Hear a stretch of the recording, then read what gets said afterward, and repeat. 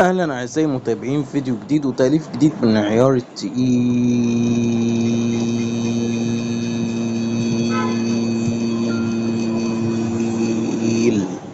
جدا. تأليف جديد من عيار تقيل جدا واغنية حزينة من العيار التقيل يا اعزائي المتابعين. الاغنية الحزينة دي هتكون المرة دي بعنوان بحاول انساها. اغنية حزينة بعنوان بحاول انساها.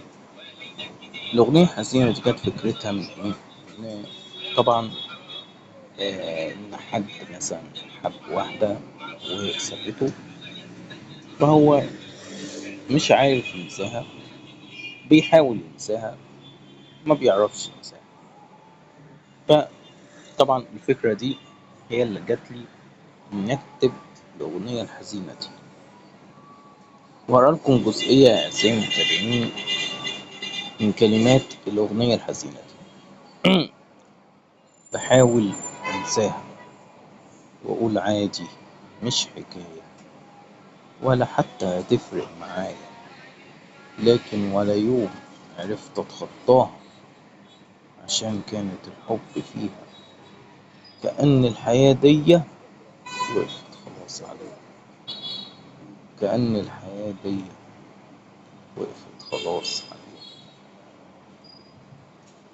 وأقول عادي مسير ينساها مع الأيام، وأرجع فل وكله تمام، لكن لا نسيتها ولا بطلت أتكلم وأجيب سيرتها.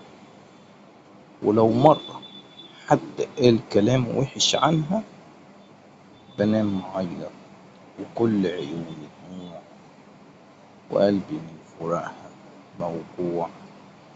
بحاول انساها، بحاول انساها، بحاول انساها. ولو اقدر عن النسيان وانسى وارجع زي زمان، بحياة كنت فيها فرحان، مش زي الوقت زعلان وكله تمام التمام. ما كانش ده اللي توقعته، القلب اللي حبك قتلتيه، وبدم بارد موتيه، وخليتي قلبي عايش متحسر، وأنا من الحزن متكسر. ده بجد مش بهزر. كل كلمات الأغنية الحزينة دي يا أعزائي المتابعين جميلة جدا، وطبعا أنا مستني آرائكم وكومنتاتكم وكل حاجة عن الأغنية الحزينة دي. الأغنية الحزينة دي إحنا لسه كاتبينها دلوقتي، وهنصدرها دلوقتي في القناة حالا. فطبعا يا أعزائي المتابعين، إحنا كتبنا الأغنية الحزينة دي النهاردة يوم 30/7 عشان تبقى ختام نهائي لشهر 7، بحيث إن شهر 7 هيخلص وديت هتكون آخر أغنية حزينة لشهر 7. طبعا احنا عملنا كمان أغاني حزينة أحسن برضو، زي أغنية الحزين اللي هي وحشاني ونفسي أشوفها تاني، ونعم دي النهاية، وأغنية اللي هي بشوف صورك وبفتكرك، وألفنا قصة الوحوش لحد الحلقة الأخيرة. عملنا حاجات جميلة جدا يا أعزائي المتابعين، ولسه اللي جاي أقوى واللي جاي أفضل يا أعزائي المتابعين. طول ما انتوا بتدعمونا احنا برضو هنفضل معاكم ودايما مع بعض. وطبعا يا أعزائي المتابعين، دعمكم هو الأساس، دعمكم هو اللي بيخلينا أقوياء جدا.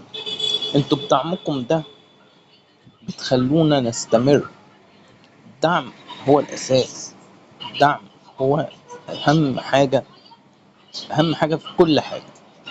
دعمك بيخليني أتطور أكتر، ودعمك ده بيخليني أنطلق نحو الأمام، لأني الدعم والتشجيع عامل أساسي من عوامل النجاح.